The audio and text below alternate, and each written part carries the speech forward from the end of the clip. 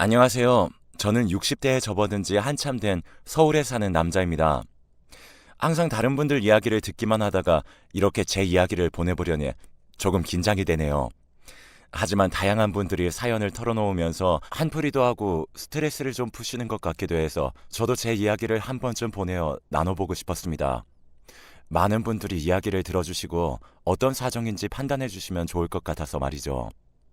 저는 상당히 어린 시절부터 가난하게 자랐습니다.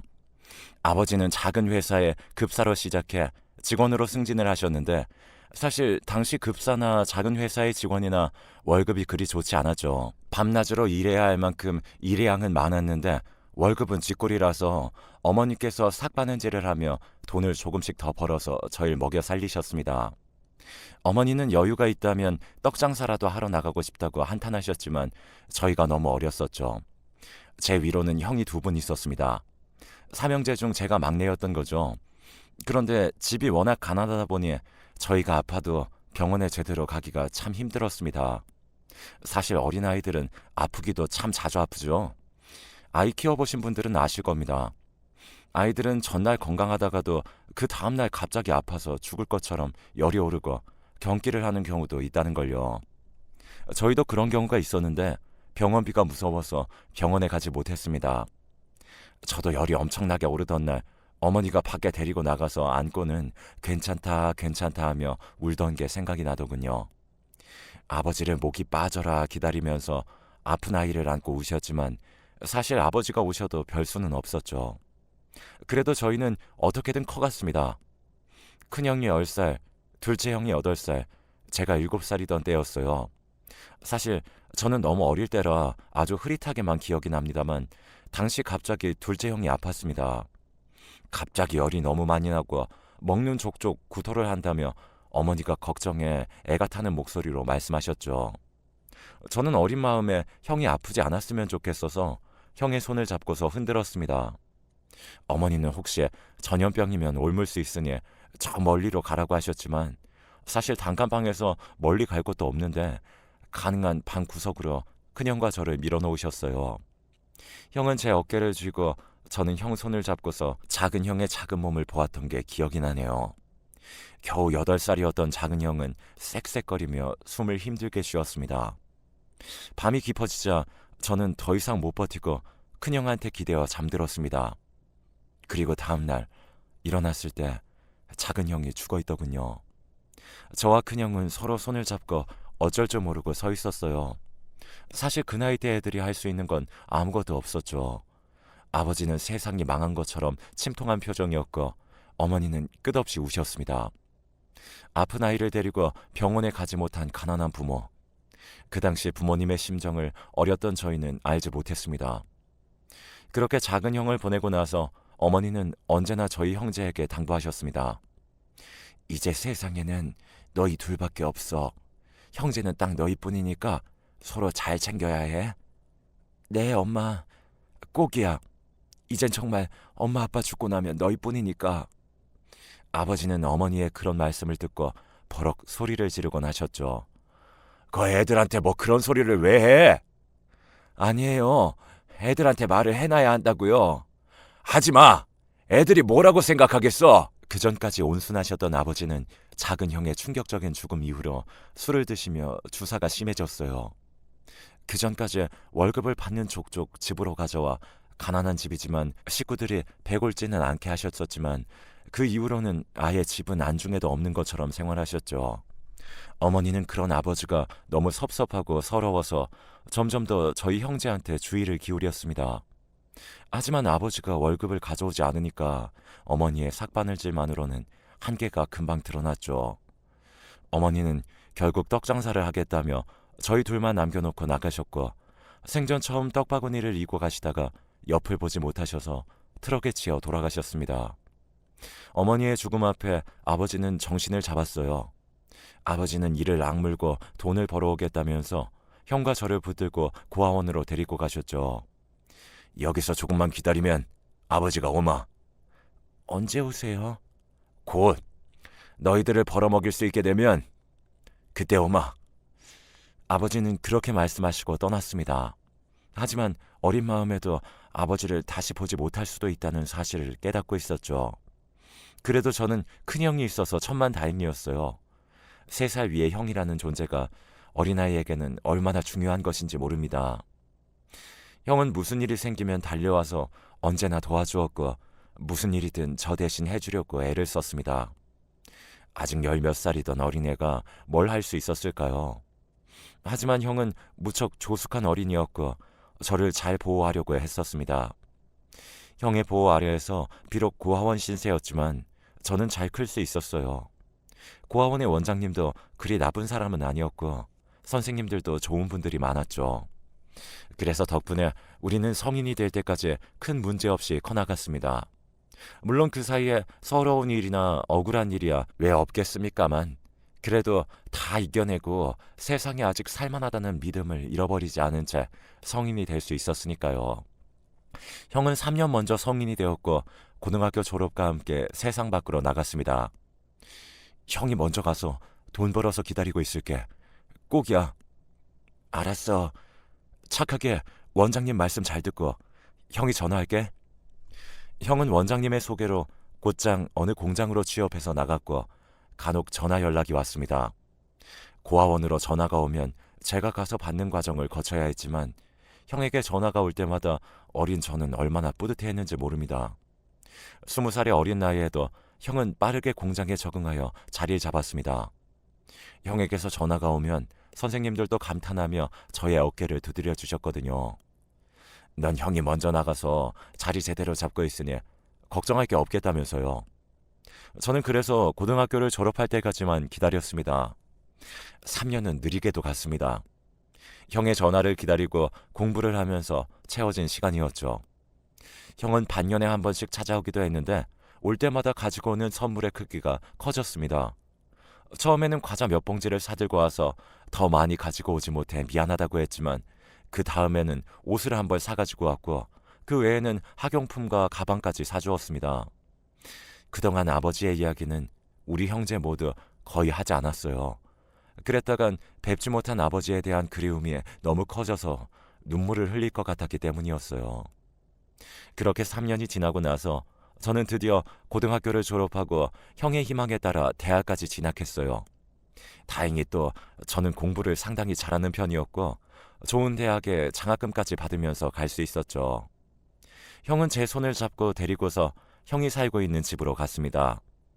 작고 초라한 주택의 월세방이었지만 그래도 어엿한 주거지에 우리들만의 집이었어요. 이제 아무 걱정하지 말고 대학 공부 열심히 해라. 형이 돈 벌어서 너 뒷바라지 끝까지 다 시켜줄 테니까. 내가 빨리 대학 졸업하고 취업해서 형 호강시켜줄게. 미안해 형. 미안하다니. 형은 네가 잘 자라서 얼마나 좋은지 몰라.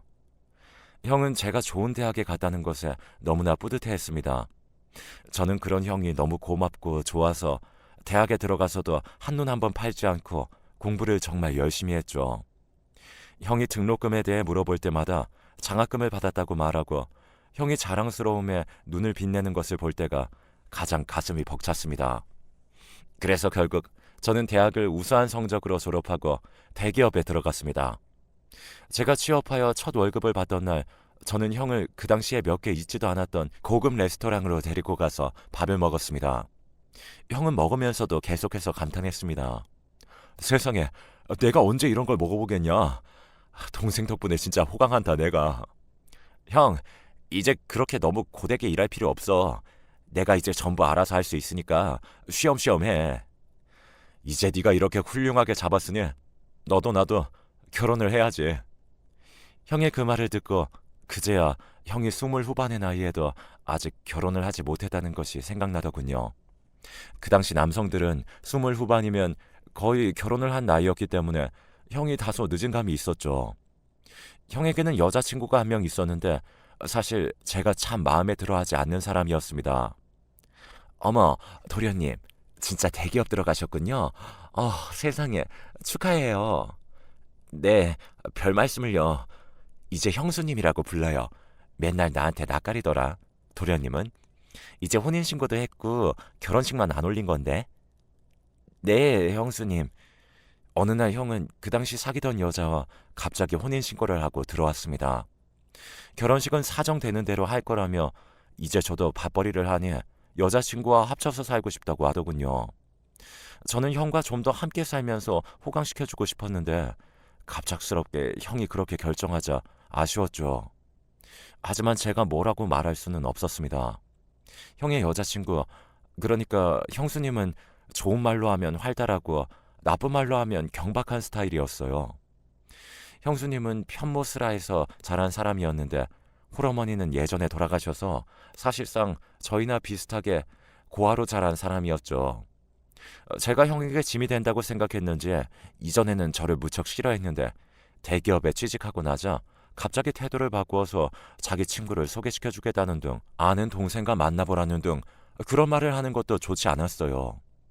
사실 제가 형수님을 더 별로라고 생각했던 건 다방 아가씨 출신이었기 때문입니다. 공장에 커피를 가지고 자주 오던 다방 레지를 짝사랑하던 순진한 청년인 형은 결국 그 꼬임에 넘어가서 결혼까지 하게 된 거였으니까요. 하지만 제가 형의 인생에 뭐라고 할 수 있었겠습니까? 결국 저는 형이 키운 거였고 형의 판단을 존중할 수밖에 없었어요. 제가 반대할까봐 일단 혼인신고부터 하고 왔던 형은 제가 별말을 하지 않자 다행이라는 듯 있었죠. 그런데 그때쯤이었습니다. 형이 일하는 공장으로 어떤 늘수구레한 아저씨 한 분이 찾아오셨더라고요. 처음에는 공장 주변을 맴돌면서 그저 바라만 보고 있었는데 형이 그 아저씨가 누군지를 깨닫고는 곧장 달려가서 붙잡았다고 합니다. 그 아저씨는 다름 아닌 저희 아버지였죠. 너무 달라져 버린 아버지의 모습. 아버지는 그간 계속해서 돈을 벌려고 노력하셨었지만 저희 형제를 먹여 살리기에는 역부족이었다고 합니다. 형의 공장은 진작에 알고 있었지만 잘 큰 자식들 앞에 차마 나타날 면목이 없어 주변만 맴돌며 얼굴을 보셨다고 했죠. 저희 형은 눈물을 쏟았고 아버지를 얼른 집으로 모셨습니다. 하지만 형은 혼인을 했기에 형과는 따로 살았습니다. 형은 같이 살아도 된다고 했지만 저는 그 형수님과 같이 산다는 게 싫어서 방을 얻어서 나왔습니다. 아버지도 함께 모시고 나왔죠. 제 직장은 월급이 무척 높았고 따로 독립해도 아버지와 사는데 아무런 문제가 없을 정도였습니다. 형은 그 후로 형수님과의 사이에서 아들 둘을 낳고 살았었습니다. 서로 싸우는 날도 많았지만 그래도 어찌저찌 가정을 유지하더군요. 주로 순하고 착한 형님이 참는 일이 많은 것 같았습니다. 형은 공장에서 계속 일을 하셨고 나중에는 관리자로 승진도 하셔서 안정적으로 가정을 이끄셨어요. 저도 같은 회사에 다니는 여직원과 결혼을 했고 가정을 이루어 살게 되었는데요. 그 후로는 회사에서 나와 제 회사를 차려서 제법 성공하기도 했습니다. 남부럽지 않을 만큼 벌 수 있었고 그 덕분에 제 아이들과 아내가 부족함 없이 살도록 해줄 수 있기도 했죠. 하지만 아버지는 이미 그때 연세가 많으셨고 뇌혈관이 계속 안 좋으셨는데 계속 뇌졸중으로 쓰러지셨습니다. 인지는 있으셨지만 사지를 쓰지 못해서 간병인을 붙여드렸지만 직접 케어해드리지 못하는 게 못내 마음이 쓰였었죠. 그렇게 아버지가 쓰러지신 지 3년이 가까이 지났을 시기였습니다. 참 세월이 무상하다죠. 형이 결혼하고 저도 뒤이어 결혼한 지 20년도 훌쩍 넘게 지났던 때니까요. 형이 결혼한 후로부터 거의 30년 가까이 지났었네요. 그때 일이 터졌습니다. 형이 갑자기 쓰러졌습니다. 심장마비였는데 공장에서 일하다가 쓰러지셨는데 빠르게 응급처치가 되지 않아 병원에 도착했을 때는 이미 사망한 상태였습니다. 공장은 도시에서 좀 떨어진 곳에 있었기 때문에 응급차가 뒤늦게 달려와서 이미 소용이 없었던 거였죠. 우리 애들이랑 나 어떻게 해야 해요? 형수님이 저를 붙들고 옷을 쥐어뜯으면서 우셨습니다. 최근 들어서는 형님과 그리 사이가 좋지는 않았던 것으로 알지만 그래도 몇십 년을 산 부부이니 그 정이 왜 없겠습니까? 게다가 사실 아직 아이들이 성인이긴 했지만 취업을 못한 상태라 아무래도 막막하긴 했겠죠. 저도 정말 믿어지지가 않더라고요. 세월이 많이 흐르긴 했지만 사실 아직 형의 나이는 너무 젊었었거든요. 괜찮습니다. 형수님, 제가 어떻게든 책임을 져드릴 테니까. 제가 그렇게 말하자 형수님은 더 서럽게 울면서 휴지에 얼굴을 묻었습니다. 아들들도 우울한 얼굴로 서 있더라고요. 어떻게든 장례를 치르고 저는 방에 혼자 앉아 제대로 생각해 보았습니다. 첫 번째로 사실 돈은 문제가 안 됐어요. 제 회사는 제법 잘 나가고 있었고 규모도 절대 작지 않았으니까 아내도 그 각별하다던 형님이 돌아가시자 안 되었다며 남은 가족들이라도 어떻게 해드려야 하지 않겠느냐는 입장이었고요. 저는 형수님을 만나서 이야기를 좀 했습니다. 저희 아버지 혹시 간병 좀 해주실 수 있겠습니까? 네? 간병이요? 하지만 지금 간병인이 제대로 붙어 있잖아요. 제가 뭔가 금전적인 도움이 되는 이야기를 할 줄 알았던 건지 갑작스러운 간병 이야기에 형수가 화들짝 놀라 손살에 쳤습니다. 그냥 하시라는 건 아닙니다. 간병을 해주시면 그 대가로 제가 월 500만 원을 드리죠. 아무런 조건 없이 그냥 드리려면 아무래도 금액이 적어질 수밖에 없으니 형수님도 그쪽이 낫지 않으시겠습니까? 아, 월 500이요? 정말이죠, 도련님? 형수님은 눈을 번뜩였습니다. 돈 이야기가 나오자 얼굴이 반짝거릴 정도로 화색이 돌더군요. 간병이 괜찮으시면 제가 집도 마련해 드릴 수 있습니다. 지금 계시는 집은 아버지까지 같이 모시기엔 너무 작으니까요. 뭐 맞아요. 우리 집 너무 작아. 아, 세상에. 역시 도련님은 돈을 잘 버시니까 다르구나. 세상에. 일단 집을 제 명의로 하고 아버님 돌아가시고 나면 집을 형수님 명의로 해드리겠습니다.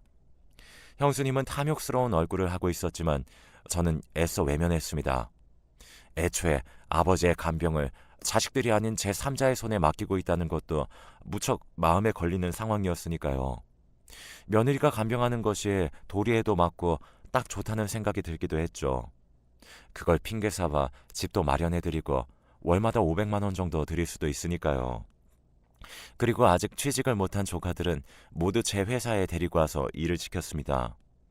형은 정말 똑똑한 분이었는데 형수를 닮았는지 조카들은 하나같이 공부를 못하고 일머리도 없어서 좀 난감할 때가 많았죠. 게다가 성격이 모나서 밑에 직원들과 트러블도 잦은 편이라 결국 일이 별로 없는 부서에 둘만 따로 있게 되었습니다. 뭐 저한테는 손해인 상황이었지만 형을 생각하면 얼마든지 이보다 더한 것도 할 수 있었습니다. 당연하죠. 형이 저한테 어떻게 했는데요. 아버지의 간병까지도 동시에 할 수 있으니 더 좋은 방법은 없었습니다. 그런데 그 좋은 기분은 얼마 가지 못했습니다. 형수님이 아버지의 간병을 맡은 지 불과 반년 정도 지났을 때였을 겁니다. 저는 오랜만에 아버지를 뵙기 위해서 형수 댁으로 가서 가볍게 차를 한 잔 마시고 방에 계시는 아버지를 뵈었어요. 비록 사진은 못 움직이시고 말도 하지 못했지만 아직 의식은 살아있다고 의사가 말했기에 저는 아버지의 손을 두드리면서 계속 말을 걸었습니다. 그때 아버지의 감은 눈가로 눈물이 한 줄기 흐르더군요. 그때 형수님이 방 안으로 들어와서 호들갑을 떨었습니다. 아유 도련님, 아버님 아주 안색이 좋으시죠? 진짜 건강하시다니까. 이제 뒤척이기도 하실 것 같아요. 안색이요? 예, 뭐 아버지의 안색은 오히려 안 좋은 편이었습니다. 대체 간병을 제대로 하긴 하는 건지 의심이 될 정도였죠. 게다가 아버지의 눈에서 눈물이 흐른 것도 이상했습니다. 제가 그렇게나 간병을 잘한 거예요. 그러니까 도련님, 저희가 지금 돈이 좀 필요한데 저희 애가 결혼을 생각한다고 해서 잠깐 말 좀 할 수 있을까요? 잠깐만요. 저 잠시 물만 마시고 오겠습니다. 형수는 매달 돈을 더 주길 원하는 눈치였는데 이제 본격적으로 돈을 달라는 말을 하고 싶은 모양이었습니다. 저는 잠시 머리가 아파서 물을 마신다는 핑계로 부엌에 나왔었죠. 하지만 냉장고에 물통이 없어서 저는 물을 어디서 먹어야 하냐고 물어보려고 아버지의 방문을 조금 열었습니다. 그러다가 형수님의 혼잣말을 듣게 되었죠. 아유 노인네, 더럽게 명줄 기네. 빨리 죽어야지. 내가 한탕 땡겨서 애들한테 나눠주고 나 좋다는 남자 만나는데. 아유 짜증나. 아유 저 새끼는 왜 돈 달라는데 안 주는 거야. 짜증이 가득 서린 목소리였어요. 방문을 닫고 있다면 안 들리는 소리였지만 방문을 여니까 작게 들려온 정도인데 아마 의식이 있는 아버지는 들으셨을지도 모릅니다. 저는 놀라서 잠깐 굳어져 있다가 뒤로 물러나섰습니다. 가만히 부엌으로 와서 서 있는데 입맛이 쓰더군요. 형수가 좋은 사람이 아니라는 걸 알고 있었지만 그래도 이렇게 뒤통수를 맞을 줄은 몰랐습니다. 그것도 간병이 뭐 길기나 했나요? 겨우 반년 남짓이었습니다. 아니, 물론 간병이 당연히 힘들 겁니다. 하지만 형수에게 그 일을 맡기고 저는 그에 상응하는 금전적인 보상을 해주었고 당연히 그만큼 아버지에게 정성을 다해주길 기대했습니다. 형수가 최소한의 양심이 있다면 가장이 죽은 상황에서 손 내민 사람의 마음을 이렇게 짓밟을 수는 없는 거죠. 저는 그대로 인사도 하지 않고 그 집을 나와서 곧장 저희 회사로 향했습니다. 화가 치밀어 올랐지만 흥분은 되지 않고 얼음처럼 오히려 냉정해지더군요. 회사에 도착하자마자 저는 직원을 불러 말했습니다. 내 조카들 내일부터 나오지 않는 것으로 처리해. 네? 인사 담당 직원이 놀란 얼굴이었지만 저는 그대로 실행시켰습니다. 다행히도 조카들은 일용직 형태로 근무하고 있었기에 쉽게 자를 수가 있었죠. 게다가 근태가 너무 안 좋아서 매달 출근하는 날보다 무단 결근하는 날이 더 많을 정도였으니 할 말도 없었을 겁니다. 그걸 전부 형의 얼굴을 봐서 참고 있었는데 말이죠. 심지어 그날도 결근 상태였습니다. 그리고 바로 그 당일 저는 형수에게 전화를 걸었습니다. 여보세요? 네, 도련님. 형수는 저한테만 아주 간드러지게 애교 섞인 목소리로 말했습니다. 당연하겠죠. 돈줄로 보일 테니까요. 살이 잔뜩 찐 저보다 나이 많은 다방 출신 여자라고 생각하니 속이 뒤집힐 지경이었어요. 저는 무뚝뚝한 목소리로 말했습니다. 지금 저희 쪽 직원들이 댁으로 갈 겁니다. 어머, 왜요? 우리 애들도 와요? 그건 아닙니다. 아버지 모시고 병원으로 갈 겁니다. 아버님을요? 그럼 전 간병하러 병원으로 가면 되나요? 아니요. 그 집에서 짐 싸서 나오시면 됩니다. 네? 놀란 형수의 목소리가 들려왔습니다. 형수는 당연히 무슨 일인지 알 수 없었겠죠. 아니, 내 집에서 나가라니 그게 무슨 소리예요? 도련님 미쳤어요? 그 집은 제 명의로 되어 있습니다, 형수님. 형수님 집이 아니라 제 집이죠. 아니, 아무리 그래도 나 준다고 했잖아요. 그건 아버지 잘 모셨을 때 이야기였죠. 잘 못하시잖아요. 벌써 6개월이나 간병했는데 제가 아버님 뵈러 갔을 때 형수님 안 계실 때 아버지 등 살짝 봤더니 욕창이 심하던데요. 간병 제대로 하신 거 맞습니까? 그건 아버님 살성이 나쁘셔서 그래서 그런 거예요. 욕창이 심하긴 해도 그렇게 아프진 않을 거라고요. 어차피 제정신도 아닌 노인네. 내가 어떻게 그 노인네를 맨날 뒤집고 닦아주냐고요. 사실 욕창을 제대로 본 적은 없었지만 시험 삼아 던진 말에 형수는 걸려들었습니다. 얼마나 아버지를 엉망으로 모셨을지 단박에 알 수 있더군요. 저는 더욱더 화가 나서 그대로 전화를 끊어버렸습니다. 피가 거꾸로 솟는 것 같더군요. 그 후 저는 아무런 여지도 주지 않고 형수를 집에서 내쫓았습니다. 그간 주던 돈도 싹 끊고 조카들도 아예 회사 근처에도 얼씬도 하지 못하게 했죠. 형수는 저희 집으로 쫓아와서 소리를 지르며 악을 썼지만 고급 아파트가 좋은 점이 뭐겠습니까? 경비 아저씨들이 가만두지 않고 곧장 내쫓았죠. 아버지는 저희 집으로 모셔서 전문 간병인이 상주하며 모시는 동시에 이제 저와 아내가 직접 케어를 해드리기로 했습니다. 진작에 이렇게 할 걸 저 역시 불효자식이었다는 생각에 가슴이 아프더군요. 형수가 대체 그동안 아버지께 어떻게 했을지 모르겠어서 더욱 그랬습니다. 형수와 조카들은 그 후로도 계속해서 집에 찾아와 읍소를 하거나 발광을 하거나 난리를 쳤습니다만 저는 그때마다 단호하게 내쫓았습니다. 아마 먼저 죽은 형도 이해를 할 겁니다. 쓰러진 아버지를 언제나 가장 가슴 아파했던 것이 바로 형이었으니까요. 한동안 난리를 치던 그 새 모자는 시일이 지난 이후 사라져버렸습니다. 서울에서 살 능력이 안 되니 아마 어딘가 지방으로 내려갔겠죠. 아들들은 취직할 능력도 안 되고 형수도 돈을 벌 의지가 없는 사람이었으니까요. 제 인생은 그리 편하지 않았지만 형과 아버지 덕분에 조금 더 행복하고 뿌듯하게 살 수 있었는데 형수님은 그중 꽤 큰 크기의 오점이었던 것 같습니다. 그나마 지금이라도 제 인생에서 쫓아냈으니 다행이긴 합니다만요. 자, 이것으로 제 사연은 마무리가 되었습니다. 그럼 들으셨던 분들이 재미있으셨길 바라면서 사연은 이것으로 마치겠습니다. 이것으로 마치겠습니다.